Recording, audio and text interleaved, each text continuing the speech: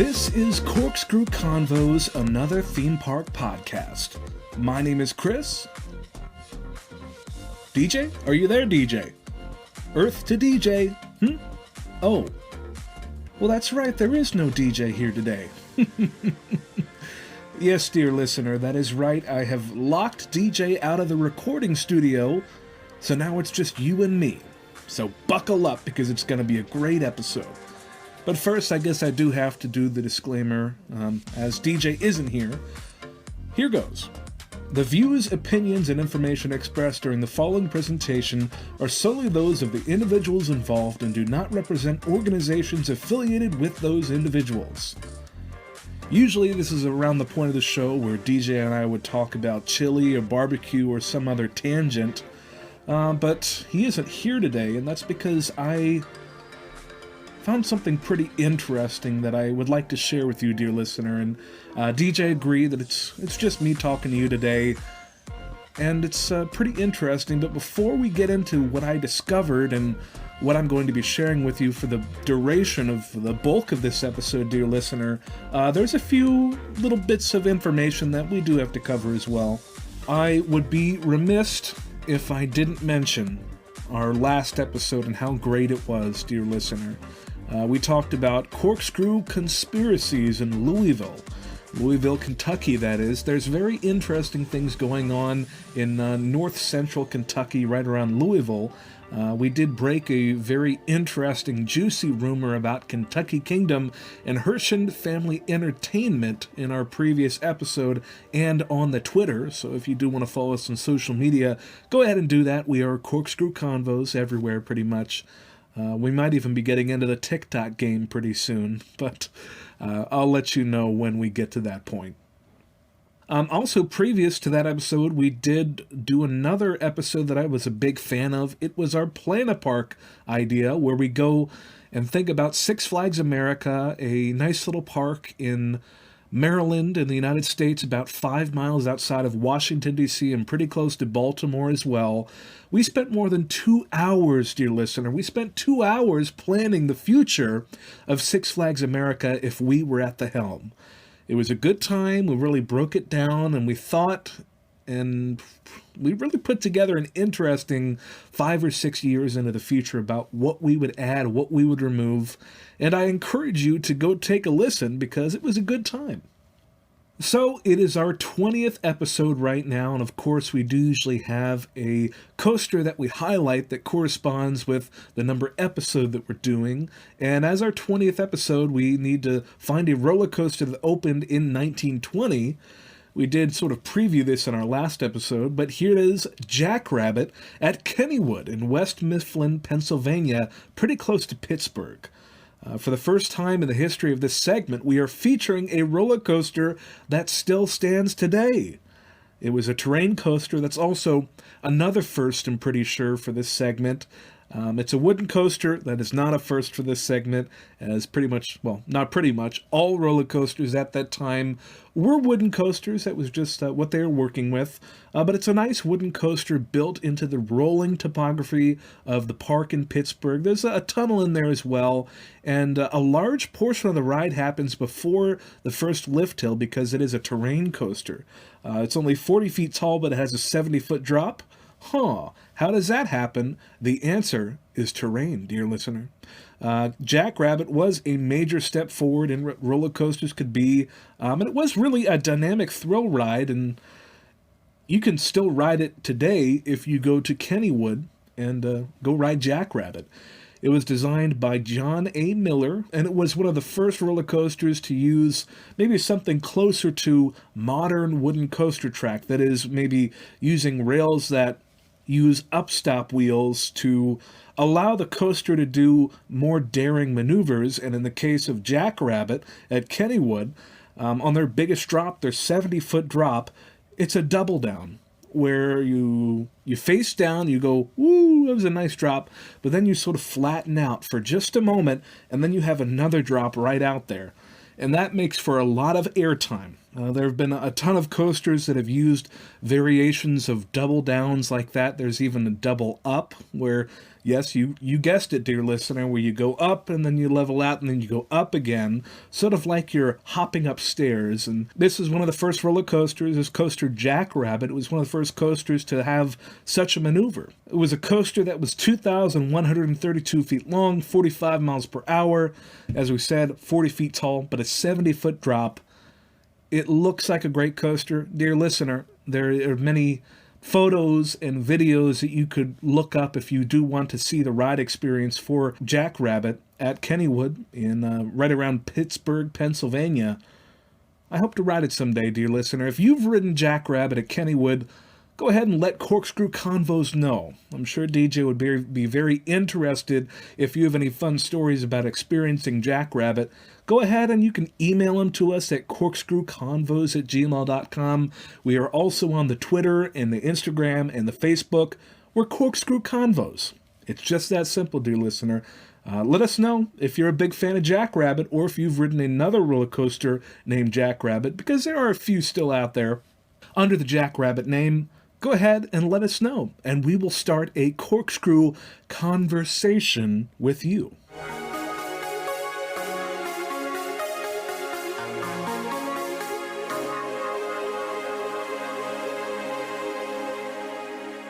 Before we get into what I've been teasing as the bulk of this episode, just have to mention as well, if you do follow our Instagram, you will get us closer to that 250 follower mark.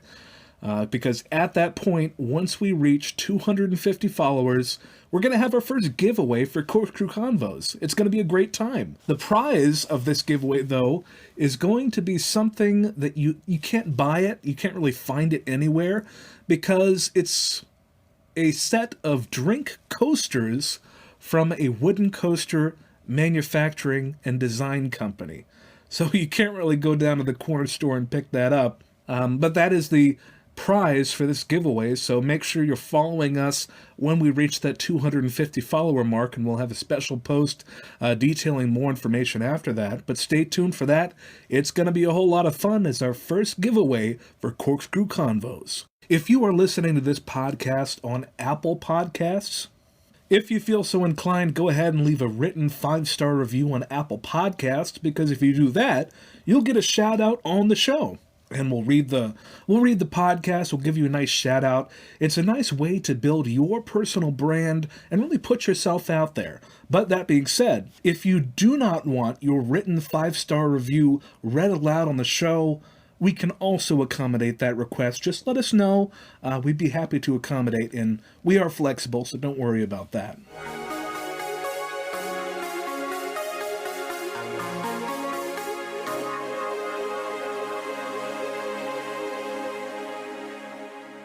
Oh, dear listener, I know I've really been teasing you with this top of show business about, okay, we got to get through this and this and this, and now we're going to talk about what the bulk of this episode is really about.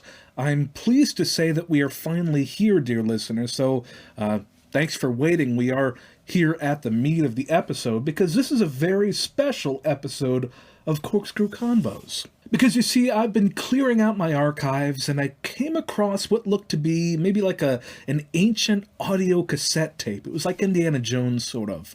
I wiped off the dust, give it okay. I could barely make out what was scrawled on the label. But then it came to me.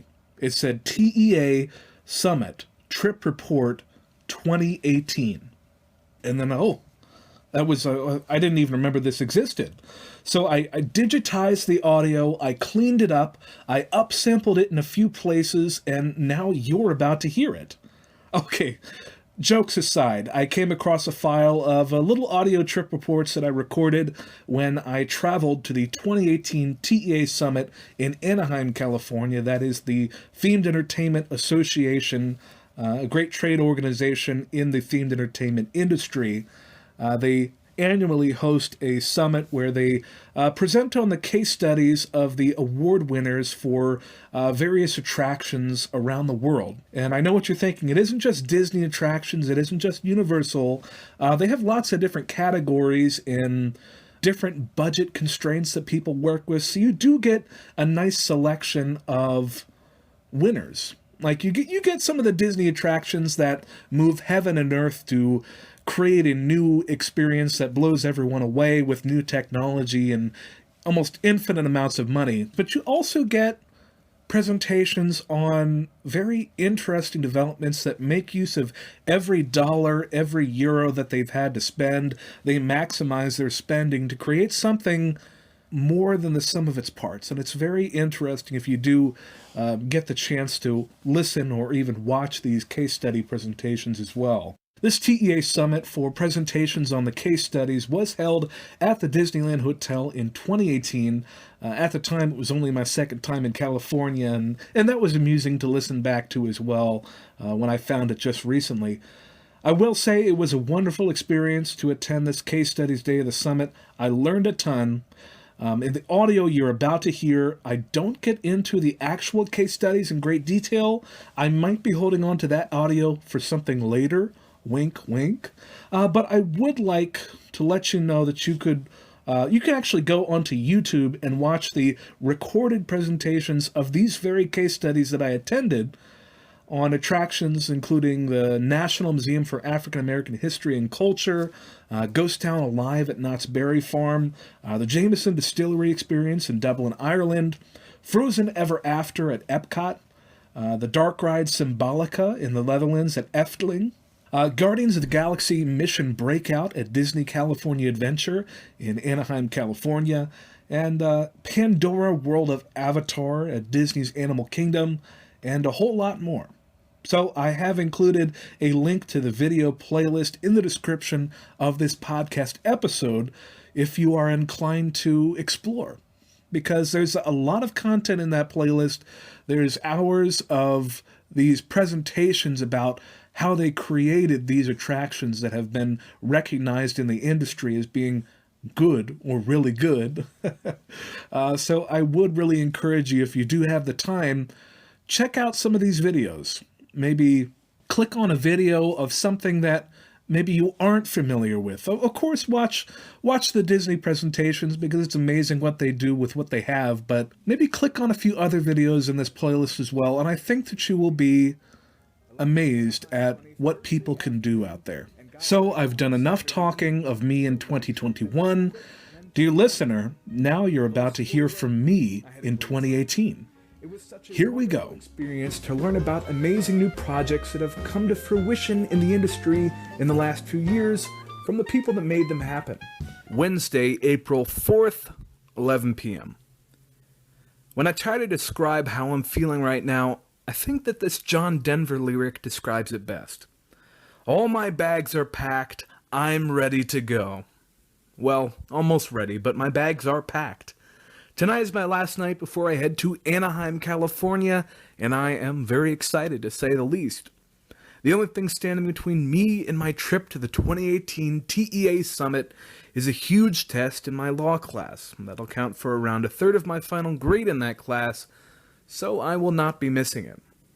I've studied, I've read, and I'm ready to get it over with so that I can finally focus on my trip. I'll admit I'm having a little trouble concentrating on real estate law and things like appurtenances and trade fixtures. And this is because I'm knowing that very soon I'll be learning about the greatest new projects in themed entertainment from the people that made them happen. So, wish me luck on my test tomorrow.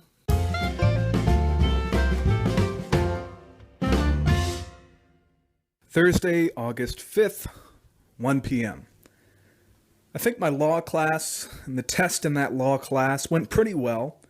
There might have been a few questions here and there that I maybe should have answered a different way, but I'm not going to focus on that now. I am going to get in the car, go to the airport, and go to Anaheim for the TEA Summit. So now my mindset has entirely shifted towards this wonderful event that I'm about to attend. Here we go.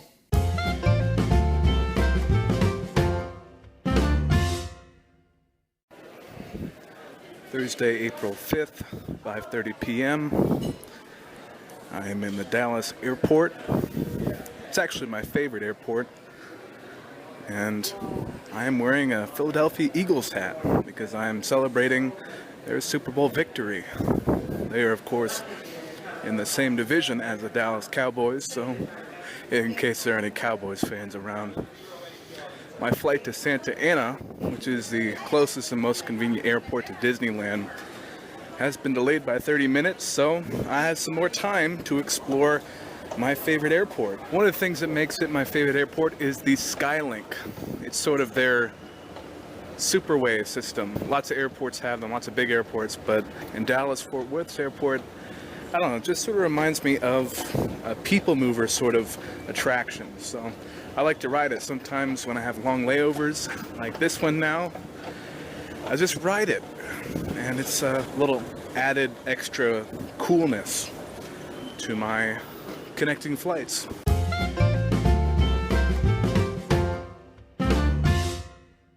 Thursday, April 5th, 10:30 p.m. I have made it to Anaheim, California for the TEA Summit, and I hopped on a shuttle, went to the Disneyland Hotel because that is where my conference will be, even though it's not where I'm staying. And I thought my plan was to get dropped off at the Disneyland Hotel and then walk my way down to my hotel, which is just south of all the Disney stuff. I'm realizing it'll be a little more complicated than what I originally thought because I don't quite know yet where I'm going, but I think I'm headed in the right direction.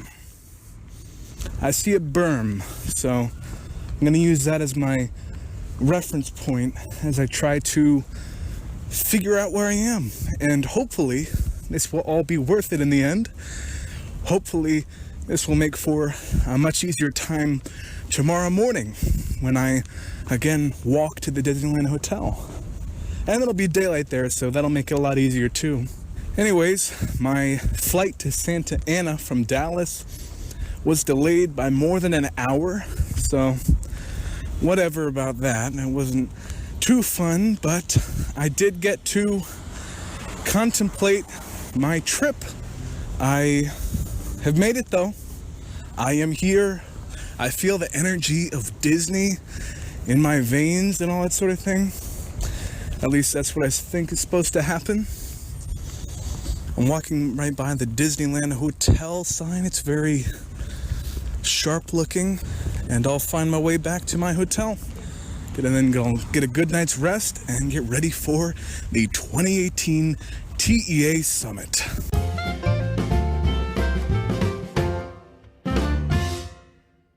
Friday, April 6th, 7:30 a.m. Today's the day. Today is the 2018 TEA Summit. About to head out there. I'm still getting ready. I didn't get a lot of sleep last night. I woke up a few times already thinking that I'd overslept, because the sun comes up early in California at this time of year, it seems. But I did not oversleep. I woke up right on time, and now it's time. Here goes.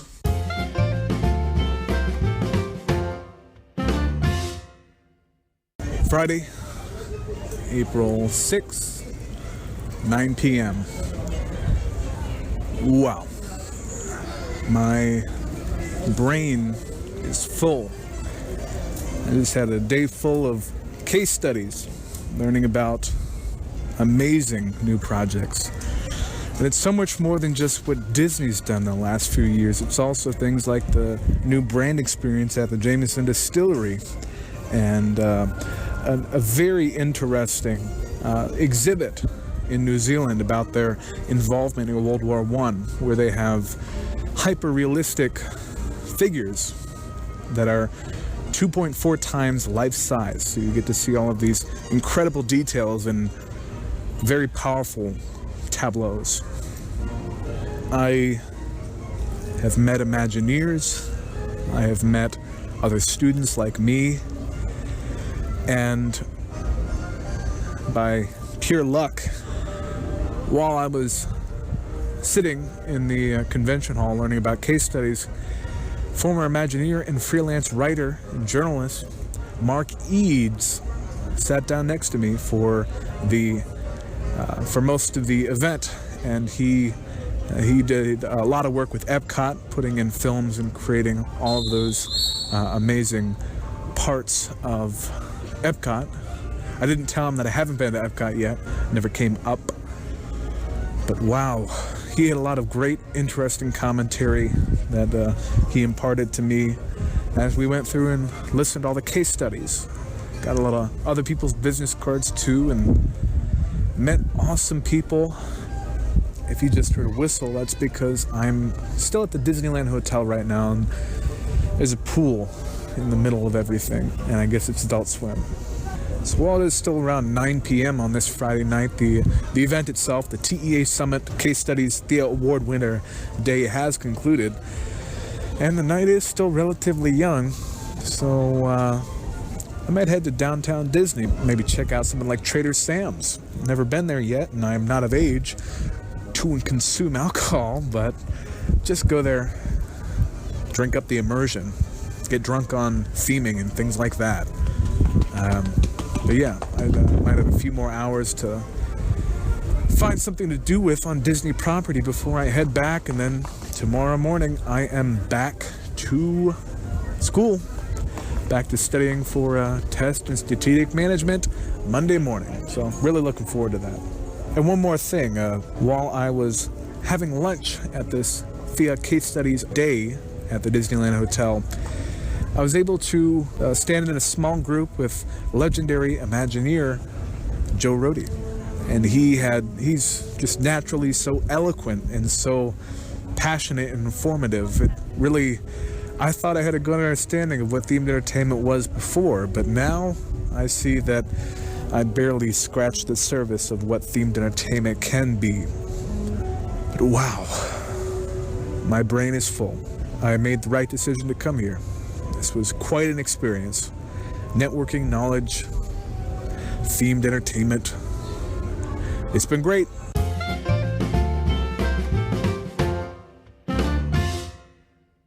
Saturday, April 7th, 8 a.m. About to leave for the airport again and leave California and study for a huge test on the way back. I ended up going to In-N-Out Burger for the first time last night. It was good prices. It's similar to Cookout on the southeast coast and such of the U.S., but it was good. I made it as far as the entrance of Trader Sam's before not being admitted because of my age. So I got to look from the sidewalk and look at the tiki torches and ambiance and atmosphere. But that's okay. Something to look forward to. So now all there really is left for me to do here in California is pack up and get ready to leave. So I'll get on that.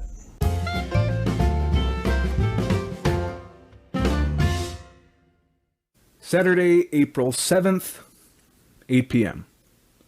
I ended up going to Del Taco before I left for the Santa Ana airport in the late morning. And you might have heard me say this before, but I love Del Taco. It's like a fresher, less expensive Taco Bell. And I already kind of like Taco Bell, so a better version of Taco Bell, it's amazing, right? So I really enjoyed Del Taco as a final meal in California before I go back to a region of the country that does not have Del Taco or In-N-Out or all those other California and Southwest and Western brands. But now I'm back in Missouri. I am studying for tests again, and I think attending the TEA Summit, if anything, it's been a great inspiration for me. I thought I knew what themed entertainment was before I went, but after listening to people really speak about it, people that have worked in the industry for decades, like Mark Eads and Joe Rohde, it's really helped me to get a better sense of what themed entertainment can be. So I'm really glad that I went to the TEA Summit and I got that better experience, that better understanding of what themed entertainment can be.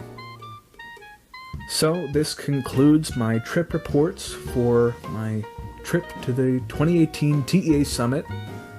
I hope you've enjoyed them. I've enjoyed making them and chronicling my journey to California and back. It's been fun. It's been tasty at points. It's been entertaining at points. Themed entertainment, that is. Thanks for listening. Wow. I was so young, so new. It's a little entertaining to listen back and hear my thoughts on things that I took for granted, be they crowded airports or burgers from In-N-Out or even school. But in case you're wondering, yes, dear listener, I am still a fan of Del Taco, and it breaks my heart that I have since moved away from a place where the Del Tacos are. I do miss Del Taco. I mean, Taco Bell, they brought out the nacho fries, and they are back, only for a limited time, as always, and they're good, but Del Taco, they have those crinkle-cut fries, and they don't disappear and break your heart. So, I mean, the writing is on the wall with that. But enough fast food talk. I just got to say, this has been a sort of time capsule for me. I mean, I listen back and think, golly, I sounded like such a nerd. But then I think, have I really changed that much since then? And I'm not going to answer that. But listener, I do hope that you'll forgive me in indulging myself in this episode. I mean, you've only heard me this episode, so forgive me the indulgence of reveling in my past and thinking about what has happened since. But I do hope that this has been something that has maybe entertained you or opened your eyes to this resource that they have online about really experiencing these case study presentations about the greatest new attractions in the industry. This was just 2017. They do this every year. Of course, it was virtual for 2020, but maybe in the future we'll get back to having it in person. That would be really nice. I know that 2020 and what has followed since have really sidetracked a lot of our plans, a lot of our ideas of where we thought we would be at this point in our lives, and I'm not an exception, dear listener. It can be comforting to look back and maybe put yourself back into a previous mindset. Maybe even like, I feel like it's recharging a battery. And this is where I say, forgive me, dear listener, for indulging all of this highfalutin talk, but it's nice that we get to listen back to this, and it's fun to think back to where we were in the past and where we're going. I'm not going to use some painfully basic quote from Walt Disney to close up with, as I feel that would maybe be seen as trite, so maybe a little too on the nose. Just, we're almost there, relatively speaking. We're going to get back to a point where businesses are hiring again, things are happening again. We're almost there. We can almost see it. So that's good. So keep moving forward. No. I said I wasn't going to do that. I wasn't going to use a little trite little Walt Disney quote. Forgive me. Let me just say, keep progressing onward. That's what I'll leave you with, dear listener. Until next time, my name is Chris. Oh, yeah, that's right. No DJ. DJ is not here today. I guess I have to close it up on my own. Here we go. Until next time, my name is Chris, and this has been another Corkscrew Convo. Thanks for listening.